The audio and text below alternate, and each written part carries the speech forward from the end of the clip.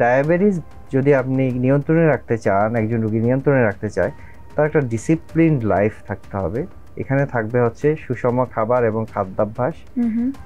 একজন ডায়াবেটিস রোগীকে কার্বোহাইড্রেট জাতীয় খাবার পরিহার করতে হবে এবং খেতে হবে, কিন্তু ডাক্তারের পরামর্শ অনুযায়ী নির্দিষ্ট পরিমাণ।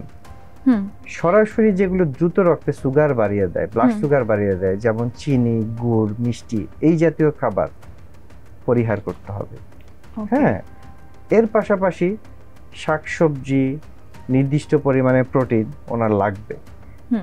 আর হচ্ছে যে চর্বিযুক্ত খাবার আমরা যেটা বলি সেটা পরিহার করা উচিত, যেমন গরু, খাসি, চিংড়ি মাছ, গিল, এবং দেখেন মুরগি খেতে বলি আমরা, কিন্তু দেখা যায় যে মুরগির মধ্যে যে অর্গানগুলি থাকে, গিলা, কলিজা, মগজ, এগুলি অ্যাভয়েড করা।